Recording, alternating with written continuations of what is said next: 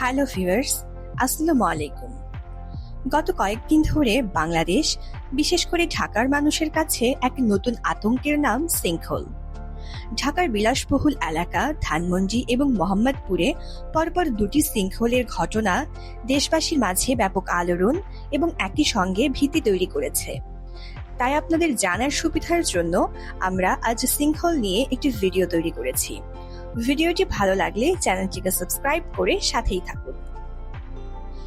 Sinkhole নামটি আমাদের কাছে একেবারেই নতুন বলা যায়, তাই শব্দটি শুনলে প্রথমেই মাথায় আসে আসলে কি এই সিঙ্কহোল।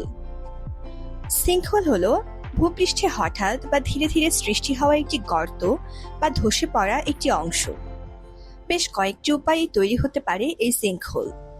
প্রথমত, মাটির নিচে থাকা শিলা, বিশেষ করে চুনাপাথর, ডলোমাইট বা জিপসাম পানিতে দ্রবীভূত হয়ে ফাঁপা স্থান তৈরি করে।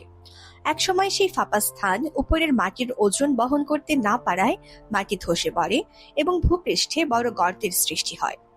এক্ষেত্রে শিলা সরাসরি দ্রবীভূত হয়ে সিঙ্কহোল তৈরি করে। এই ধরনের সিঙ্কহোলকে সলিউশন সিঙ্কহোল বলা হয়। আবার অনেক সময় বৃষ্টির পানি বাতাসের কার্বন ডাই অক্সাইডের সঙ্গে মিশে হালকা অম্লীয় হয়ে যায়। এই পানি মাটির নিচে প্রবেশ করে চুনাপাথর বা দ্রবণীয় শিলাকে ধীরে ধীরে গলাতে থাকে, ফলে ভূগর্ভে ফাঁকা গুহা বা প্রকোষ্ঠ তৈরি হয়। দীর্ঘদিন পরে উপরের মাটি দুর্বল হয়ে পড়ে। একসময় হঠাৎ বা ধীরে ধীরে মাটি ধসে পড়ে একটি বড় গর্ত সৃষ্টি করে।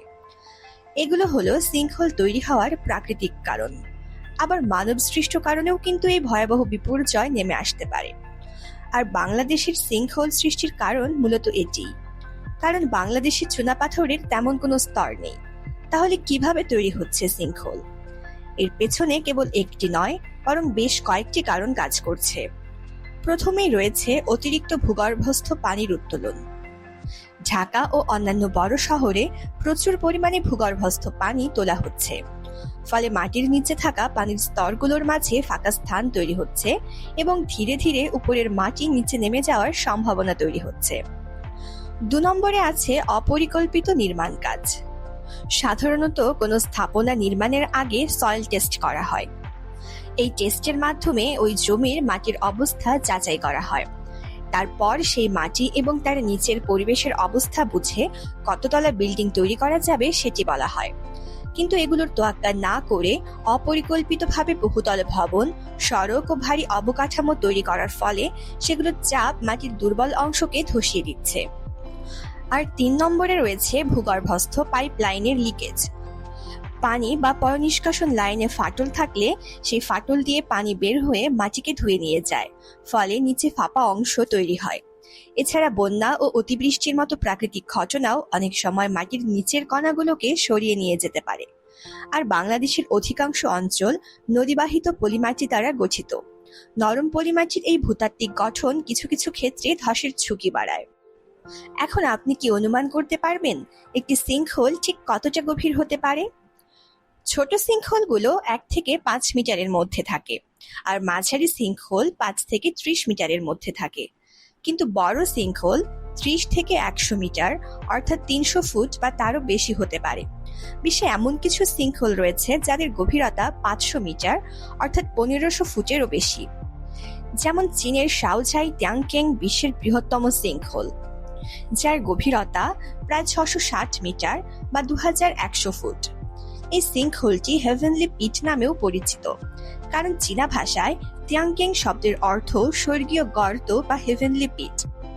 এই বিশাল সিঙ্কহোলটি লক্ষ লক্ষ বছর ধরে ভূগর্ভস্থ নদীর ক্ষয়ের ফলে তৈরি হয়েছে। এর তলদেশ দিয়ে একটি ভূগর্ভস্থ নদী প্রবাহিত হয় এবং ভেতরে নিজস্ব ক্ষুদ্র বাস্তুতন্ত্রও গড়ে উঠেছে, যেখানে অনেক বিরল উদ্ভিদ এবং প্রাণী বাস করে।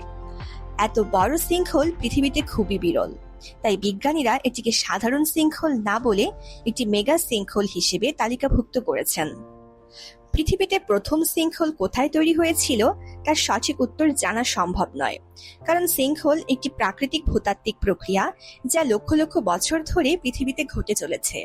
তবে কোন কোন অঞ্চলে সিঙ্কহোল তৈরি হতে পারে সেটি কিছুটা আন্দাজ করা যেতে পারে। যেমন বাংলাদেশের সিলেট, সুনামগঞ্জ, ছাতক, ঢাকা মহানগর এবং চট্টগ্রাম ও পার্বত্য চট্টগ্রাম অঞ্চলে সিঙ্কহোল তৈরি হতে পারে।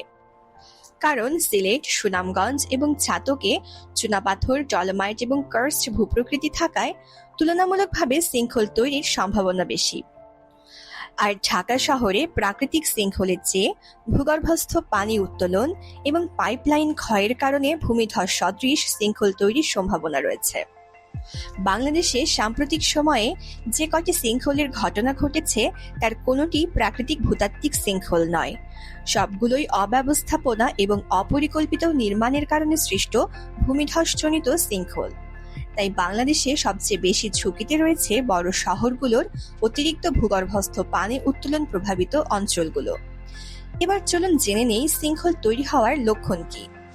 মাটিতে নতুন ফাটল দেখা দেওয়া, ভবনের দেয়ালে ফাটল তৈরি, দরজা জানালা ঠিকমতো বন্ধ না হওয়া, গাছ বা বৈদ্যুতিক খুঁটির হেলে পড়া, কোনো নির্দিষ্ট স্থানে দীর্ঘদিন পানি জমে থাকা এবং জমি অস্বাভাবিকভাবে নিচে বসে যাওয়া। এসব ঘটনা দেখলে নিজের সচেতন থাকতে হবে এবং আশপাশের অন্যদেরকেও সচেতন করতে হবে।